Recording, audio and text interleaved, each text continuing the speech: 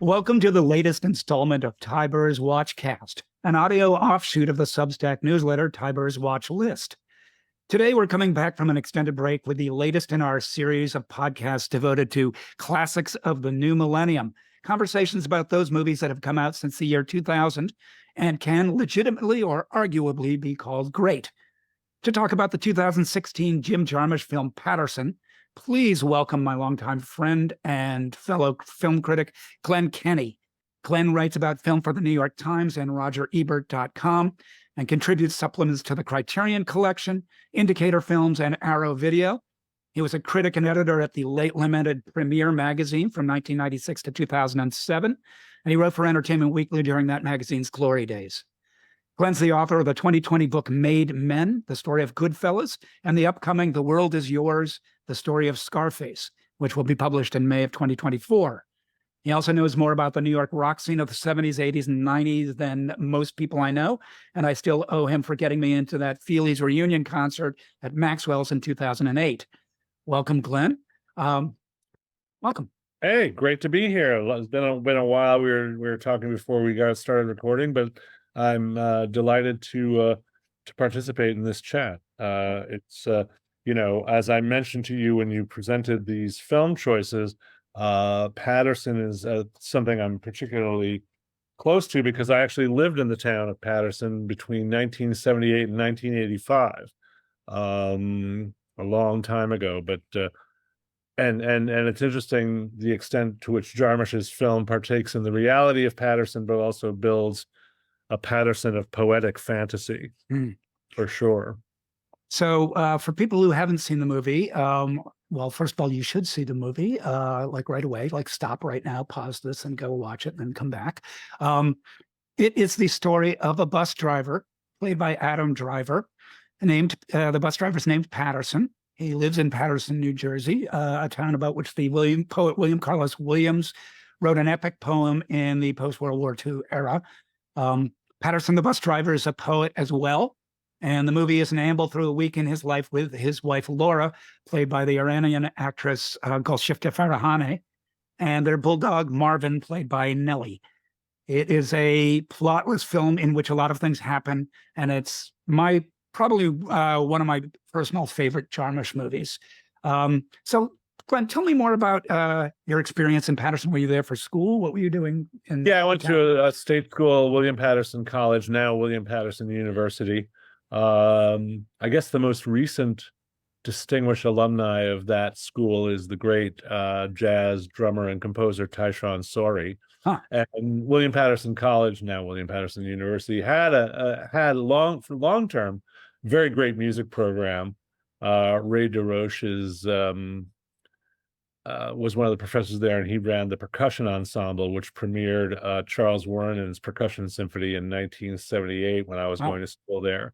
And we talked about the Feelies. One of the reasons the Feelies uses so much unusual percussion in their music, like timbales and woodblocks and so on, is because Glenn Mercer and Bill Millian used to go to these percussion ensemble concerts and check out this modernist music and the instrumentation that they then folded into a lot of the work of the Feelies. So that's a kind of an interesting connection there. So I lived there while I was going to school, or more accurately, not going to school, because I really cut a lot of classes and ran around just sort of being a wastoid. I used to hang out in the William Paterson College pub with a guy named Netto, who was a regular on the Uncle Floyd show. Uncle Floyd being one of the figures on the Hall of Fame in the bar featured in Paterson.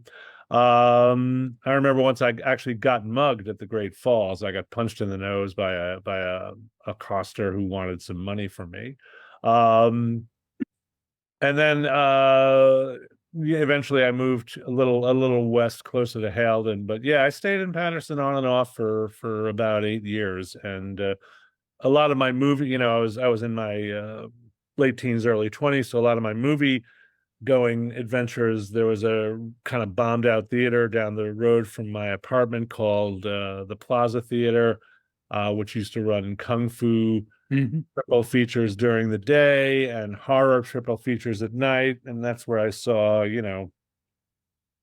on the one hand, the 37 Chambers of Shaolin, and on the other hand, Suspiria, both for the first time. Yeah. So, and of course, at the school, we were frequently visited by Allen Ginsberg, the beat poet who knew William Carlos Williams when he was growing up, and who himself was familiar with and raised in Paterson. So, it's an old industrial town.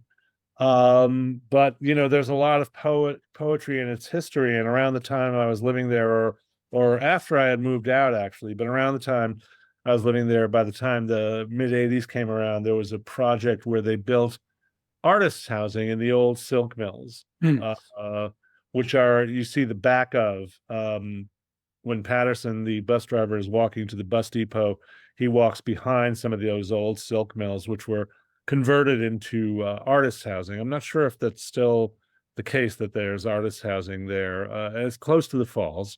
But yeah, there's a lot of poetry in Paterson's history, and I think that's where Jarmusch, concocted the idea of creating this kind of dream Paterson that has that real aspect to it. So when you watch the movie, when you first saw the movie, what was your take on the movie's Paterson, and where it overlays with the Paterson you recall then and as it may be now? Have you been back anytime? I actually go back. Well, one reason for going back has unfortunately shut down, and I'll get to that for a minute.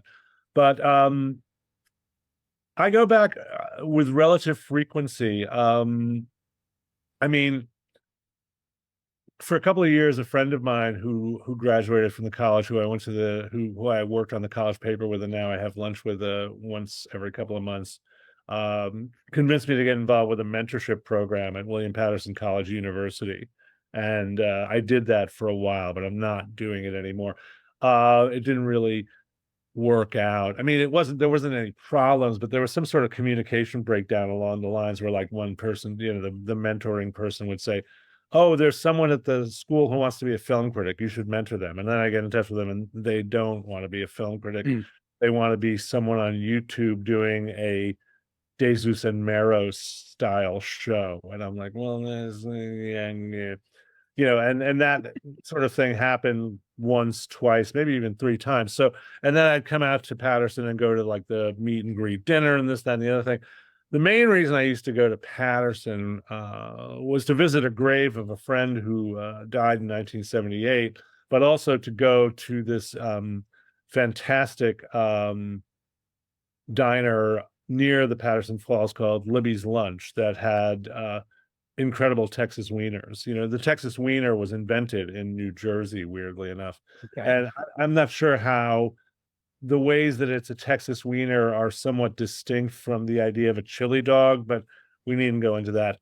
Suffice it to say that Libby's Lunch made fantastic Texas-style wieners and fries, and along with these, kind of greasy spoon New Jersey places like Johnny and Angie's, Rutt's Hut, Callahan's, and Hiram's in Fort Lee, which is where I was born, many of whom did these deep-fried hot dogs that are called Rippers. Anyway.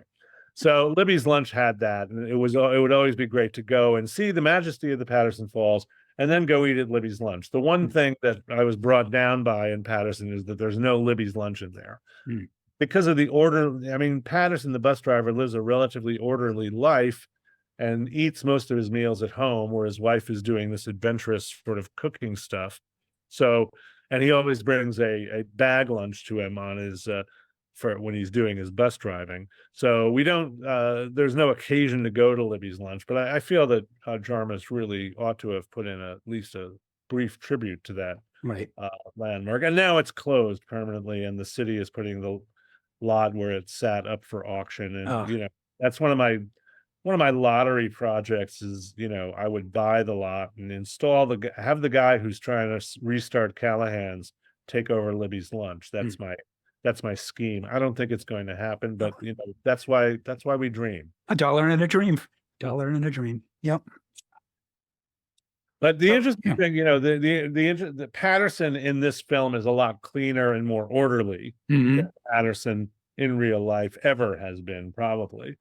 but it kind of dovetails with the orderly life of Driver's character, whose days are built on a kind of repetition. And I don't know if you've seen the new Wim Wenders film Perfect Days. Have not.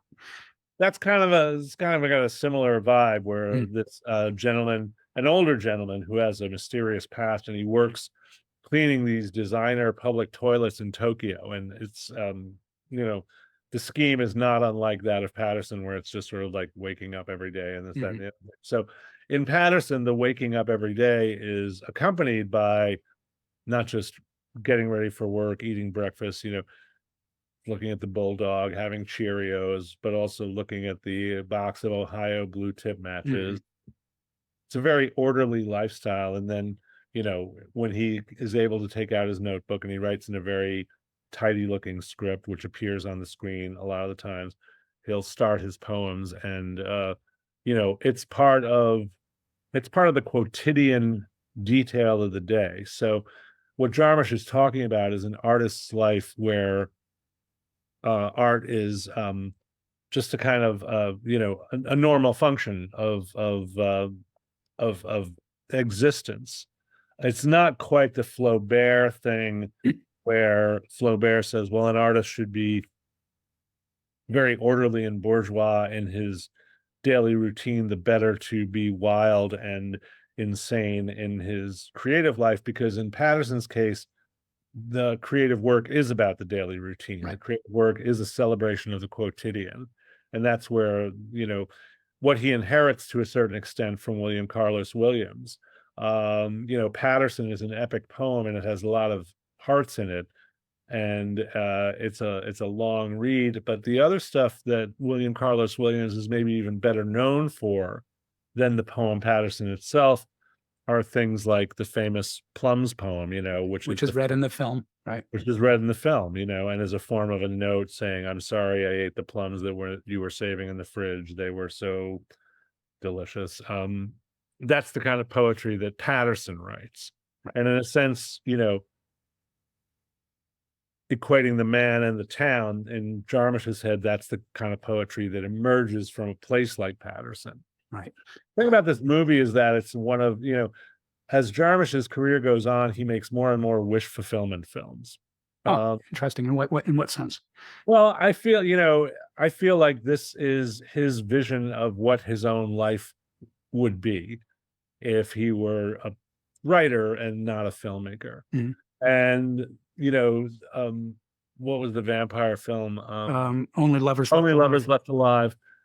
That is, the whole thing of both Only Lovers Left Alive and The Dead Don't Die, right, is Jarmusch, the aging hipster, looking with disdain on the new generations of hipsters, sort of putting forward a proposition that what the characters in Only Lovers Left Alive represent is a kind of authenticity that he feels an affinity with that the vampire's victims don't share. Yes. And similarly, The Dead Don't Die is kind of like Jarmusch taking an undead scenario and turning it into a get off my lawn kind of thing. Because if you look at the undead in that, they're clearly, the normies, the folks that are to be deplored. The normies are the posers. Right. So in Paterson, and if you look at Jarmusch, I'll never forget once, I think during Broken Flowers, which is my other favorite Jarmusch film. Someone was talking at Cannes, and they were talking to Jarmusch about his relationship with Sarah Driver, which was a very unusual. Sarah Driver is also a filmmaker, but she's also a consultant on all of Jarmusch's work. But Jarmusch is sort of like, they're in kind of an open relationship. So Jarmusch says something like, well, it's like Bob Marley, I have many women companions, but only one queen. And that Sarah Driver, that queen. Yeah, I don't think Jarmusch could get away with saying something like that today. This was back in 2005. Right. But I think that the relationship with Laura is very interesting and very much, and some critics who didn't care for the film have called it out on these grounds, very much a kind of arguably a kind of a male fantasy of a wife who is adorable, but also kind of on the brink of being mildly exasperating. So yeah, I see a lot of kind of not autobiography, but autobiographical projection in the movie, which you can either roll with or feel like, well, he's sexist.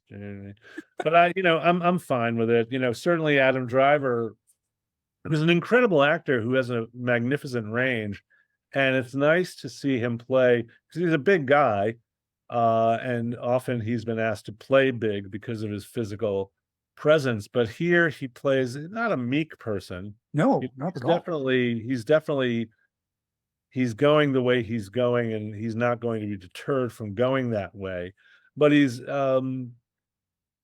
say more deferential than a lot of characters that he's played, and there's a certain delicacy in Mhm. terms of his actions, his way of approaching life, that is very fascinating. He's still, he's observing.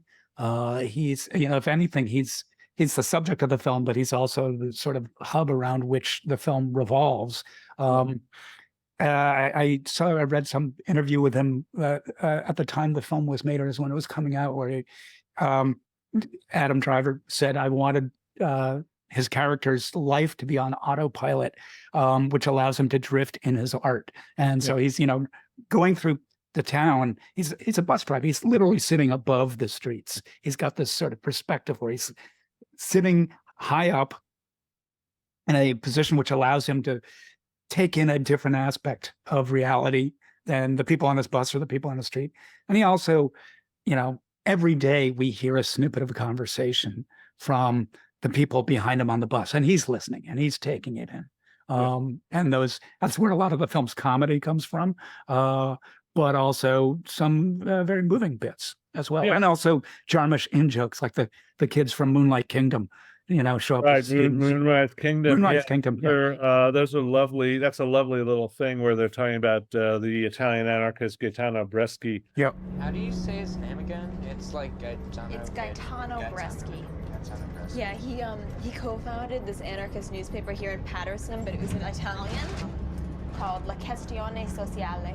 La questione sociale. Yeah, he was born in Italy, but he lived here. He was a weaver, an anarchist weaver. This was in the 1890s, and at that time in Italy, people were starving. When they demonstrated, this Italian general had them fired upon with like muskets and cannons, which, of course, resulted in a bloody massacre with like 100 people.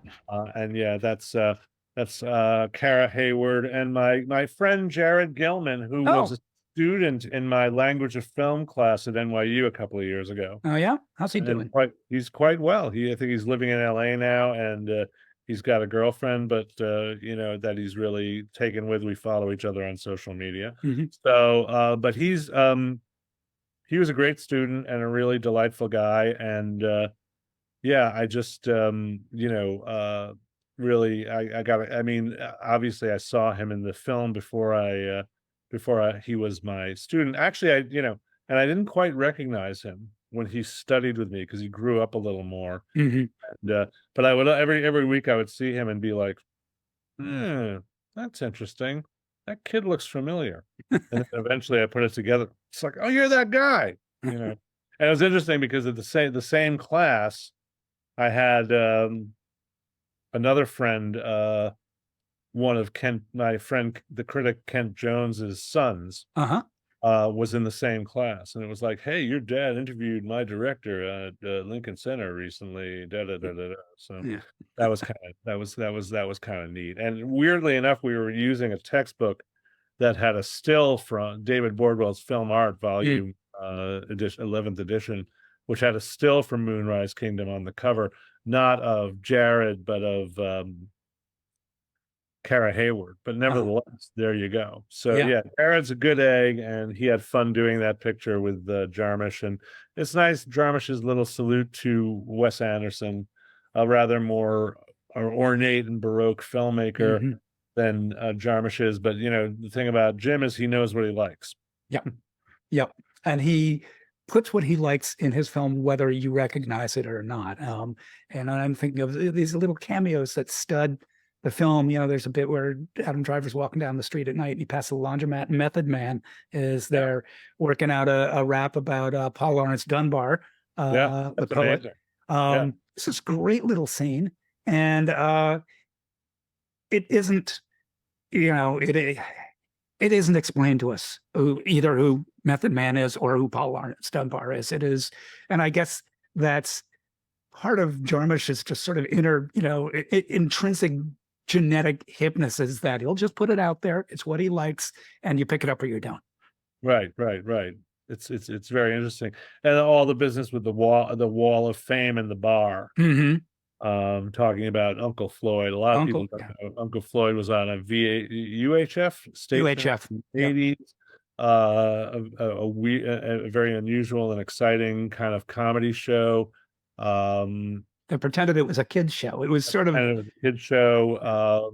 And like I said, I knew a lot of the people who were involved in that show because they were, William Paterson affiliated at the time I was there. So, but also Uncle Floyd Vivino, who still does comedy in New Jersey, still does, kind of like roasts and that sort of thing. And his brother, Jimmy Vivino, who is, a long time kind of leader of the Conan O'Brien band, right. Which and a friend of mine, my friend Barry Duryea, who used to be the road crew manager for Patti Smith, he's worked with Jimmy Vivino for years, helping him produce records by Dion and so on and so forth. So yeah, the personal connections just go on and on and on. Well, this is such a deep Jersey film in many ways, and it kind of makes me wonder what's the Jersey Film Hall of Fame, and what's this not counting TV shows. Not too much. Not too much. Now, there's a pattern, in terms of being shot in Paterson. There's that Albert Soto film called Alice, Sweet Alice. Yeah, not bad horror movie, which was Brooke Shields' actual film debut. Right. And that's a pretty good picture. It's relatively hard to see, and it's not terribly well known. But yeah, that's pretty great stuff. And of course, I mean, not cinema, but television shows. Of course, The Sopranos. Right. Huge Jersey thing. Also, despite the fact that it's set in Georgetown, a fair amount of the Coen Brothers' Burn After Reading was shot in New Jersey, and in particular the gym. The gym in Burn After Reading is the old Tower Video that used to be on Route 17. I remember that. Tower Video closed. They shut it down and emptied out the building, and the building just sat there for a while. And at one point, the Coen Brothers location person found it and said, "Well, let's fill this up with treadmills," and that's the gym in Burn After Reading. Okay, that remind me someday to tell you about the summer that I spent driving up and down Route 17 in around Mahwah and Totowa and I had a job as a security guard in furniture warehouses from midnight to 8 in the morning. Wow. And that was is not an easy route to drive. No, it's not. And I was driving my grandmother's 1963 Ford Falcon with 3 on the tree, which a car that I loved and wish I still had. A sturdy model, a very sturdy model. Indeed.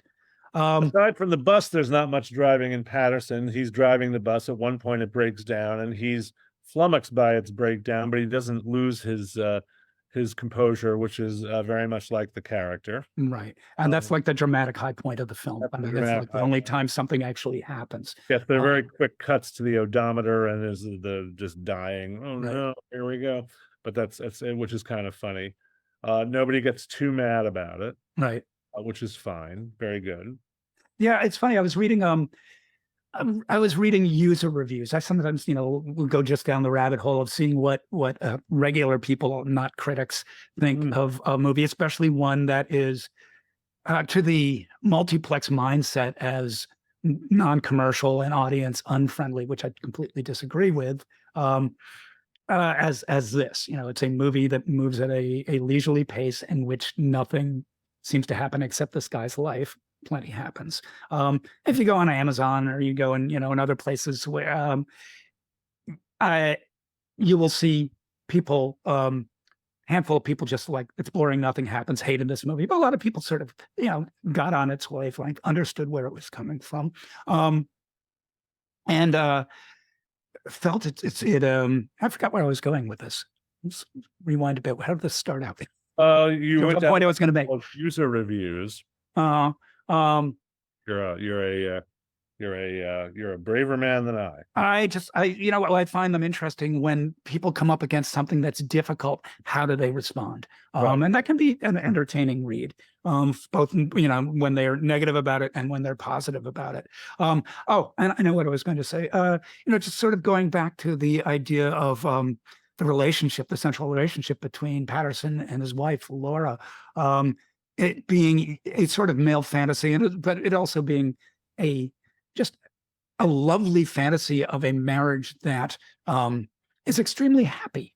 Yeah. And you can argue about whether it's equal, although she seems to be extremely happy doing what she does, which is, knock around the house, creating art projects in black and white. And, she's just one of these people who's naturally exuberant, excited about the day. And he's just more laid back and watchful, and they seem to work together very well. And the film makes a point. I mean, she's who he's writing his poems for. Yes. Whether or not they're That's about. very true. Yes. The first thing he writes, the matchbox poem poem is called Love Poem. Yeah. So he's very besotted by her, but he's often also somewhat bemused by her. Mhm. That one time where he corrects her pronunciation of Plutarch, which is interesting. Right. But he also says, she understands me really well. Right. And I think in his mind, he feels like there's a great satisfaction in being understood, although he occasionally seems not to understand her too well. And there's lots of scenes where she's almost performing for him to a certain extent, almost literally when she buys the guitar and starts doing the country music stuff. But she does bake good cupcakes apparently, and there is an actual farmer's market in Paterson. That is not a fantasy. So Okay. that's a real detail. Well, I think his not understanding her is part of why he loves her. I think if he understood her completely, she wouldn't be as much a mystery. She wouldn't be so poetic to him. There's that scene where she serves him his two favorite things, cheese and Brussels sprouts in a pie. And you can tell it's just absolutely horrible. And he eats it and doesn't not only doesn't complain, but doesn't even flinch because he loves her. He's going to enjoy that pie even if he doesn't enjoy it. Yeah. There's a mild echo of the dining scenes in Alfred Hitchcock's Frenzy, where the wife, played by Vivian Merchant, keeps making these exotic dishes and drinks. One of which is a margarita. Apparently, in the British cuisine lexicon of the early 70s, a margarita was considered both impossibly exotic and potentially repellent. But there's the husband. Who's played very well by what's his name, Alec. But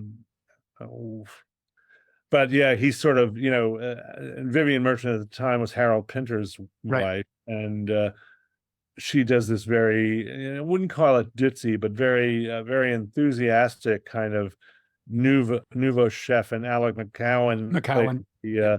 The inspector, and he just very silently just sort of puts up with these meals, and then I'm not sure if Jarmusch would necessarily say that was an influence, but there's definitely an echo there. But the thing about it is that there's the ups and downs of life. The downs don't really get drastic until near the end of the film, but when he's in the bar and there's the whole little subplot with Everett and his unrequited love, and he finally says, without love, what reason is there for anything? And I think the movie answers the question to a certain extent in showing all the different places in life where love can be found, not just in your relationship, but in attention to the everyday. Right. And let's talk a little bit about the everyday, the repetition. The film, and this is something that is recurrent, as it were, in Jarmusch's filmmaking style. The idea of patterns, and he likes patterns, and he likes repetition. And a little bit, I want to talk about the place of New York art in that, and also the place of Zen in that, because they're both germane, and they're both to some extent intentional. I think in my when I reviewed this for the Globe back in 2016, I thought it was like a let me see if I can get the quote, because I actually have it here. I kind of thought of Paterson as a Zen Ralph Cramden. If Ralph Cramden was a Zen Buddhist, you'd get some crossover there. But to me, it was almost like Groundhog Day as a work of spiritual ecstasy, a very quiet spiritual ecstasy. And the repetition is very much part of that. It's not wanting to break out of that the way Bill Murray tries to do throughout Groundhog Day, but accepting that and loving it and noticing it and responding to it. There's the repetition and the variation. Every day he overhears another conversation on the bus. One day, the two bros talking about their ostensible expertise with women, and then the next day it's Kara and Jared as the two students who are into anarchy and anarchism and so on and so forth. There's stuff in the bar. There's incidentally, you've seen David Fincher's The Killer. Yes. And there's a scene near the end where, Michael Fassbender's character is conversing with Tilda Swinton, and Tilda Swinton, in her inimitable way, tells who is also one of the leads in Jarmusch's own film, Only Lovers Left Alive, and also appears in The Limits of Control. And Broken Flowers, too. And Broken Flowers. Tilda Swinton tells that bear joke. And you actually hear a portion of the bear joke in the bar, in one of the bar scenes in Paterson. So the bear joke does not make its film debut in Fincher's film, but rather in the Jarmusch film here. But The bear joke is familiar to joke connoisseurs across the land, but I think that Paterson is the first time it appears in a movie. So tellingly, you don't hear the punchline. You don't hear the Paterson. You just it's background noise. Yeah. And I didn't actually realize that's another form of an inside joke. It's like, as so often is the case in Jarmusch, and this is a thing that alienates some people. But yes, real heads know, I think, is the vernacular saying about that sort of thing. Yeah. A word about the poetry for people listening. Most of the poems are written by the poet Ron Padgett, who is part of the New York School of Poetry with John O'Hara and Kenneth Koch. How do you pronounce it? Kenneth Koch, I think. Koch, that's right. Very. Yeah. Also, of course, James Schuyler, one of whose greatest poems ends with the line, "It's a day like any other." Mm-hmm. That poem, February, by James Schuyler. There was a kind of an amusing article.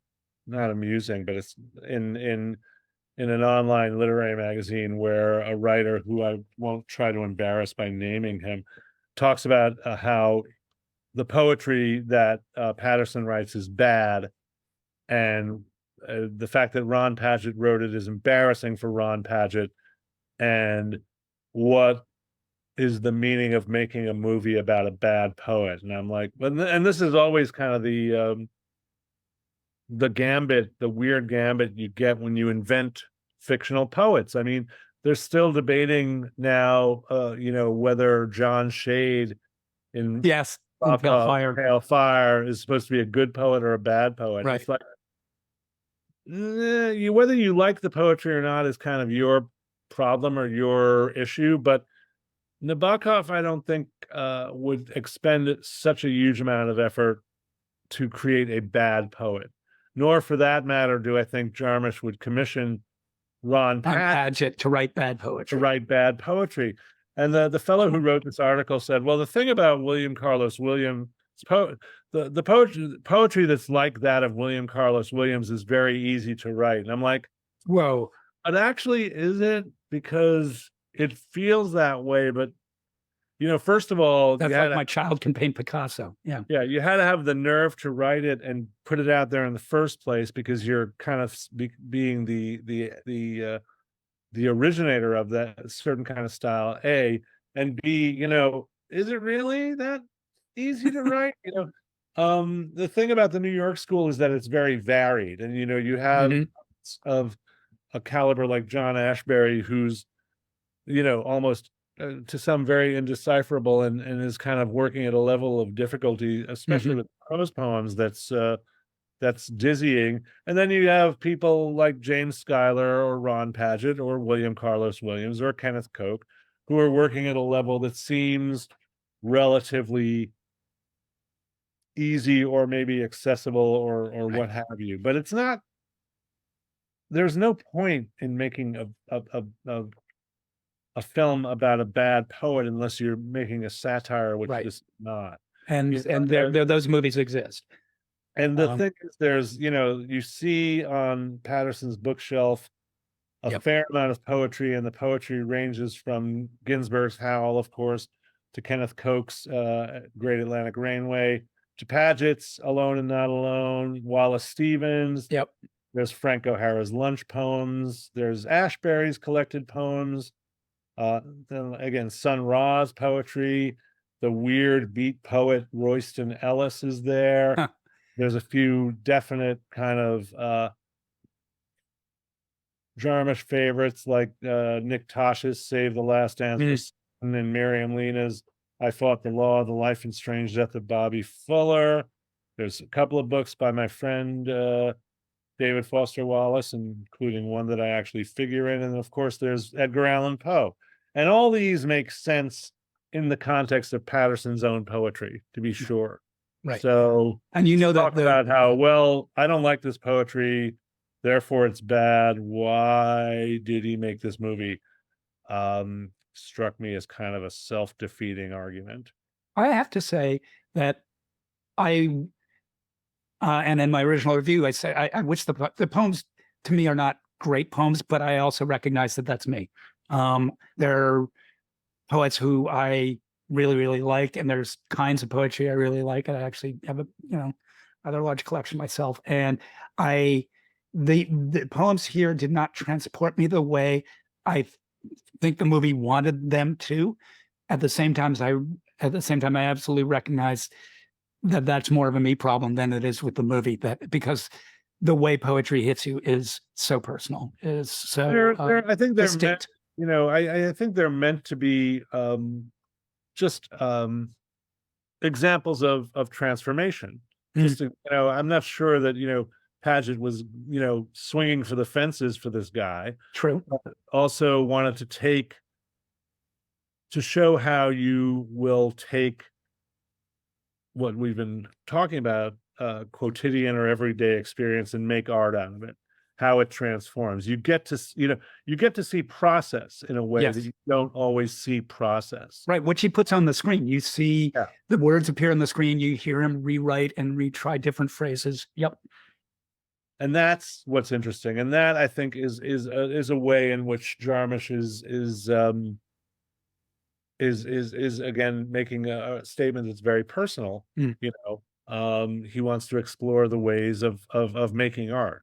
Obviously, filmmaking is a lot more in terms of practical consideration to go through. There's location scouting, there's location acquisition. You got to get the camera there. You got to set up the camera. There's other people. There's other people. There's other people. What he's portraying is an art form where it's just him, the pen and the page, and how that works. But that's where his movies all start out. He's writing. He's his own writer. So there is that, and then there's the finale, which I find very moving because it's about to a certain extent the universality of it, when he's sitting there and the Japanese tourist comes along and they talk about poetry, and he's inspired to take up the pen again only a day after he's decided he's not going to do it. And it was only at that point in the movie that I also realized the other thing that Jarmusch is nodding his favoritism to, the fact that Paterson's a bus driver, of course, because also Ralph Cramden from The Honeymooners. Right. And that's a big influence on Jarmusch for sure, and a big favorite of his.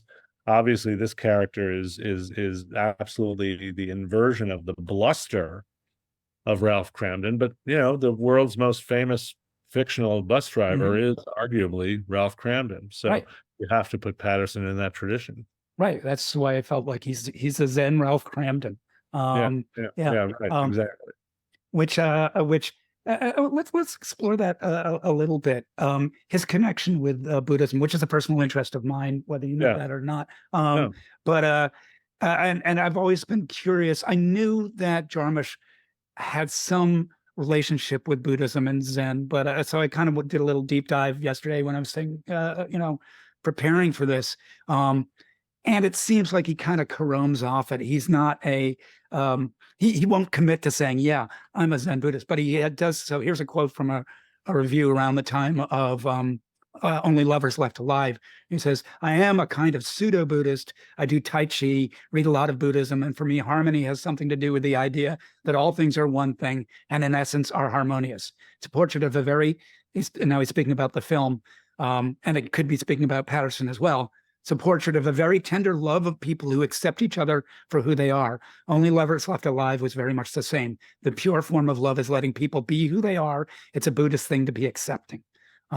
Which to me, there's an overlap there with the line that repeatedly crops up in Paterson, the poem, which is no idea but in things. Right, which is quoted in the film. You actually see it at one point. No, Driver says it. He sort of murmurs it to himself.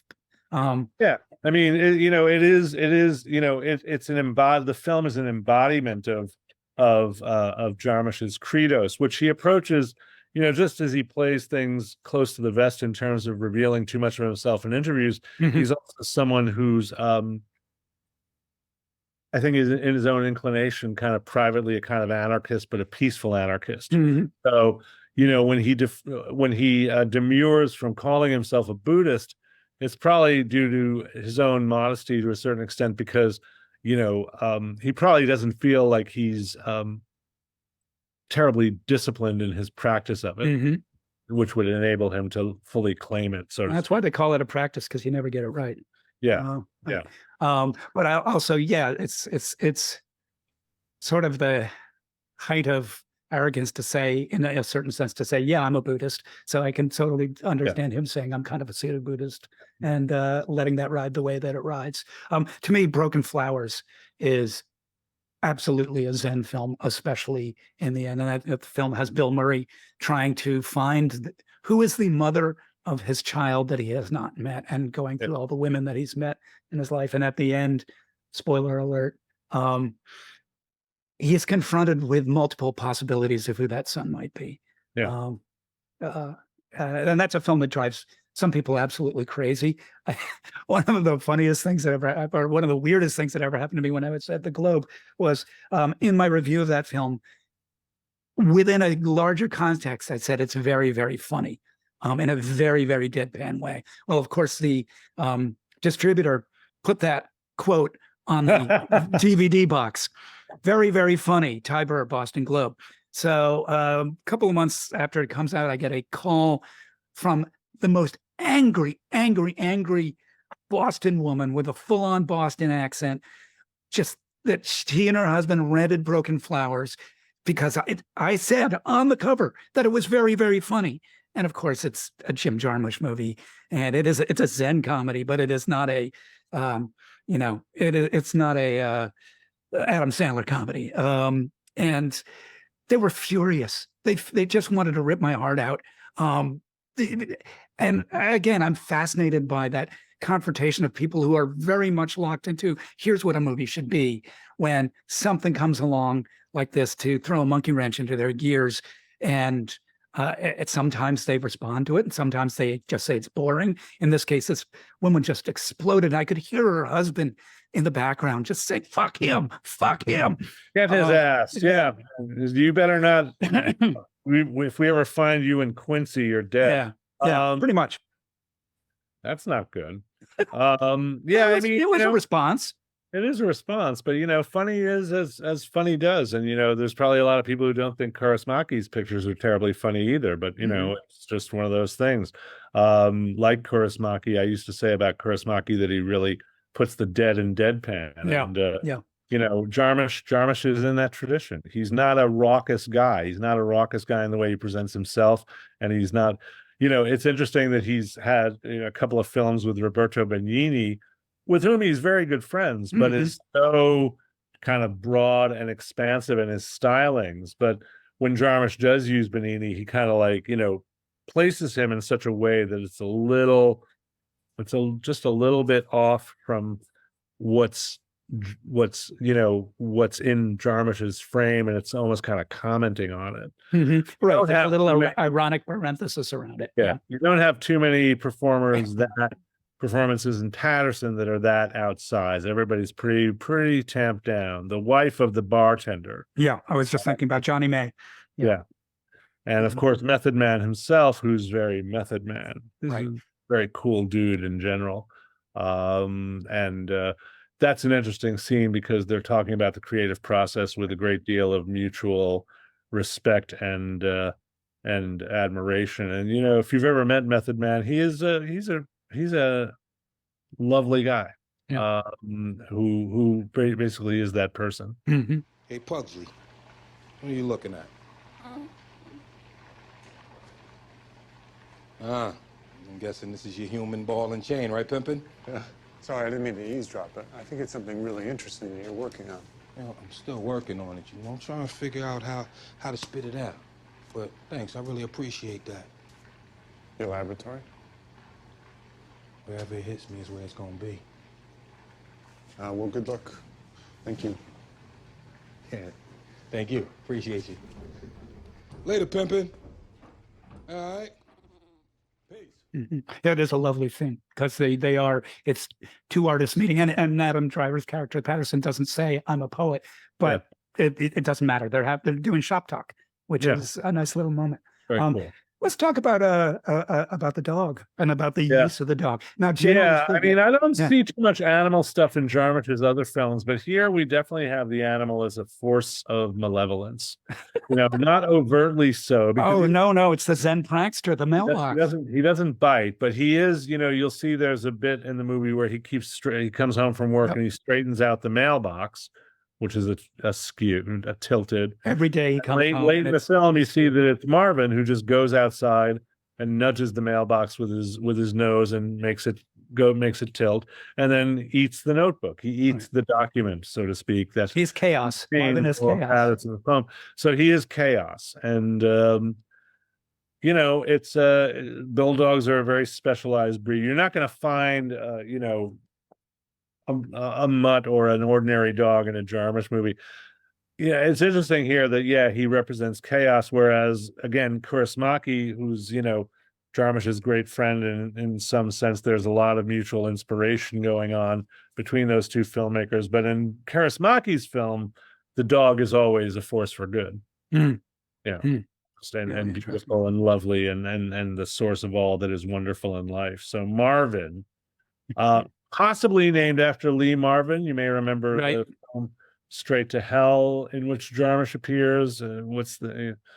They talk about Lee Marvin. I mean, whenever I hear a Tarantino character say, "I can tell you're probably a big Lee Marvin fan," I think, "Oh, Jim Jarmusch, big Lee." Yeah. What is the what's the crime film with is about called the Jarmusch film you were referencing earlier? Oh yeah, Limits of Control. Limits of Control. There's two characters named Lee and Marvin in that film.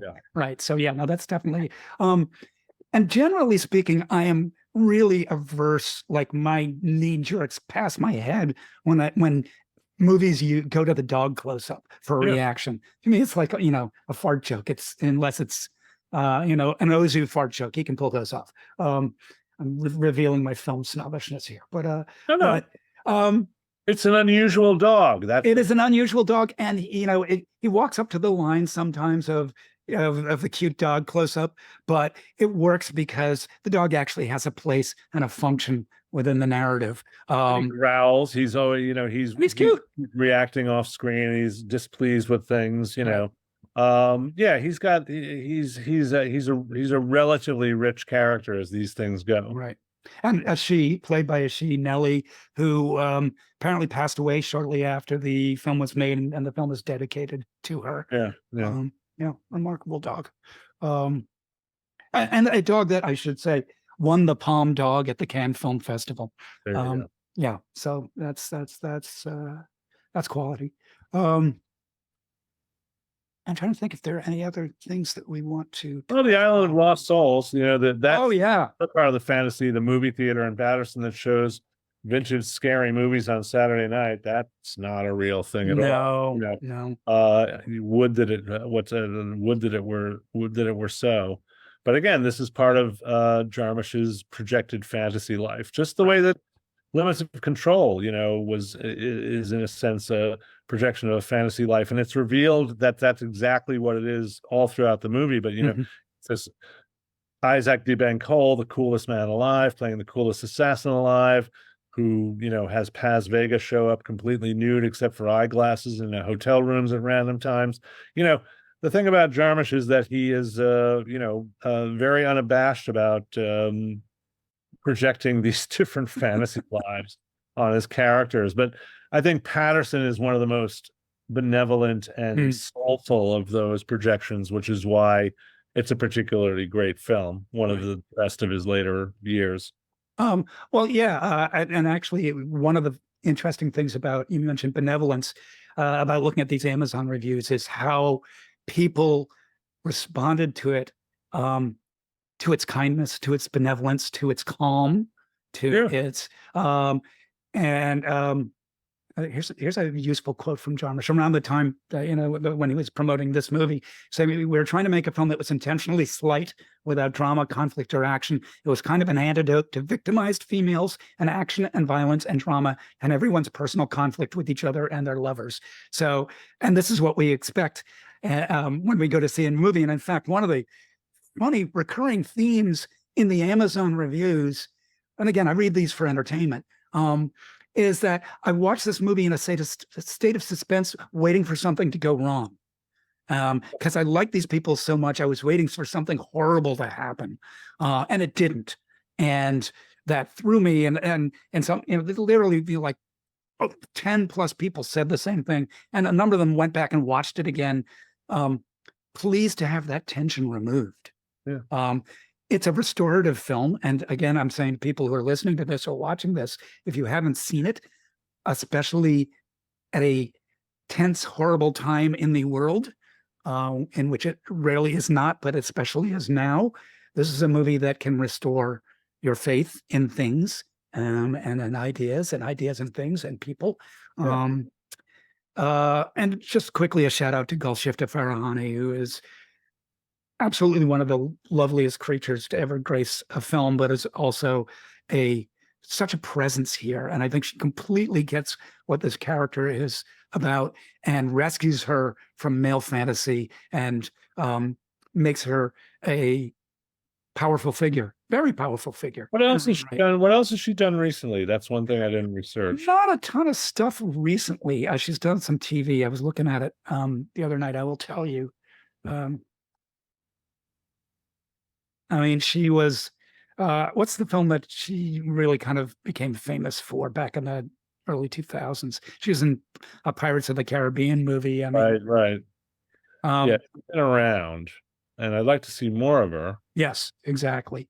So apparently going to be in reading Lolita in Tehran, which is in post-production. Who knows when that's going to come out? She's in the Extraction movies. Those, meathead movies on those kind of fun meathead movies on Netflix. As one does, Adam Driver was in that dinosaur movie, so you got to pay the bills. Yep, got to make hay. But she has not done a ton of stuff. She's been busy, but it hasn't been. There's some French film consequential, right? And she is. She's basically can't go home to Iran.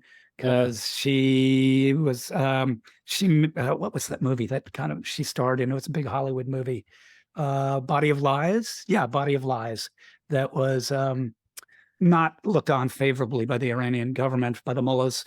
And I think she has posed nude or mostly nude for,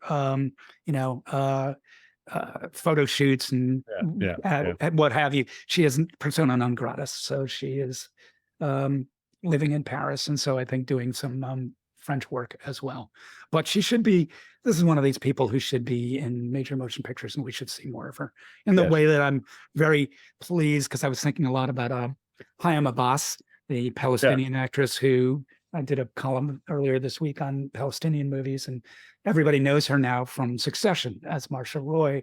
And she's got this long, wonderful filmography of films, both in English and in Arabic, that should be seen by everybody. But, it took her this long in her career to become a household face, if not a household name. I wish that would happen to Golshifteh Farahani sooner rather than later. Yeah, no, that would be a great thing to see, but you never can quite tell. No. I'm glad she's in Paris, and that things are thriving for her there to a certain extent. The way that this movie is a celebration of a lot of old school values. There's the fact that Paterson won't own a cell phone because he considers it a kind of leash, and there's no TV at the bar, but there is a jukebox. These two are things where Jarmusch is showing us his vision of life as it should be. Right. And there's a certain analog integrity to all of that you can tell he has a very close affinity with, in the same way that Kaurismäki does with Kaurismäki's retro stylings, and even the sort of droney music that he makes for the film as part of that duo swirl.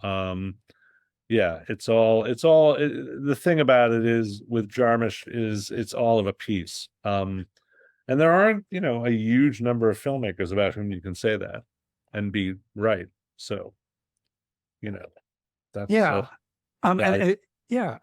it's funny. I don't think of him as an American filmmaker. I think of him as an international filmmaker. He did, and part of that is the puts him in the league with Kaurismäki, but the consistency of his the consistency and the kind of rootlessness of his filmmaking. It is not within the wheelhouse of American style filmmaking in a way that you can point to other quote independent filmmakers, Soderbergh, Tarantino. They're American filmmakers.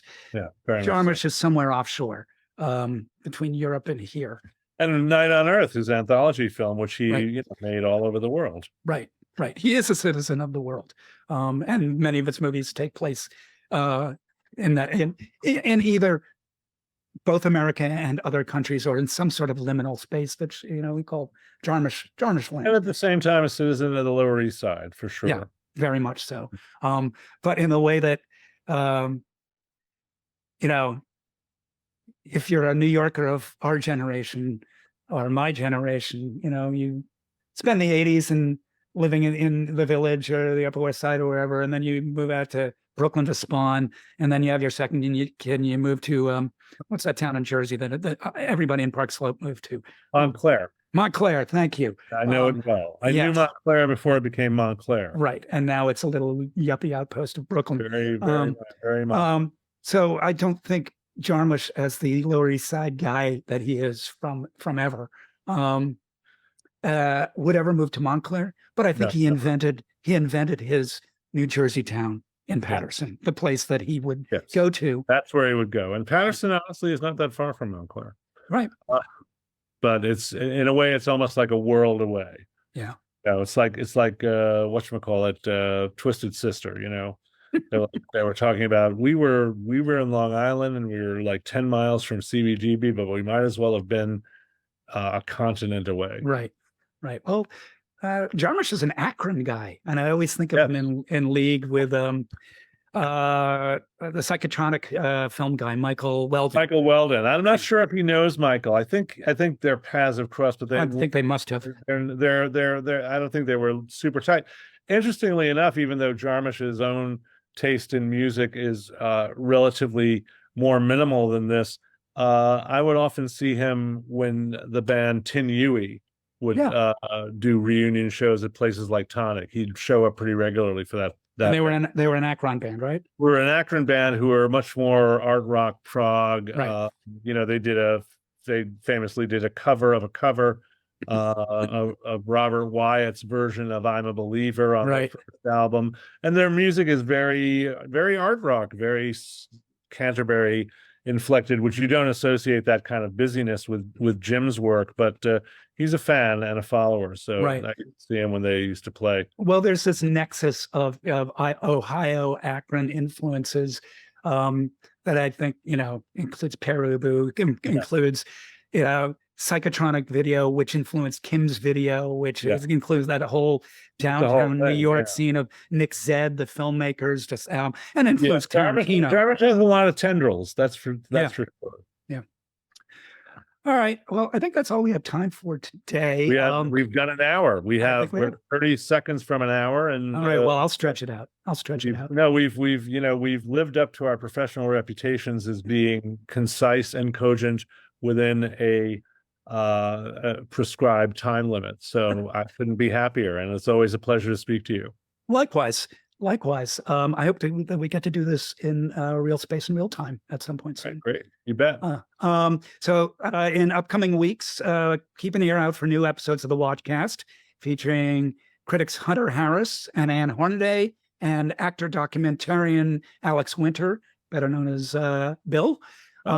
I'm Ty Burr, and you've been listening to Ty Burr's WatchCast, part of the Substack newsletter, Ty Burr's Watch List. You can find more podcasts, reviews, and tips to navigating the streaming video landscape at tyburswatchlist.substack.com. Thank you, Glenn, for being my guest, and thank you, listeners, for listening. Be well.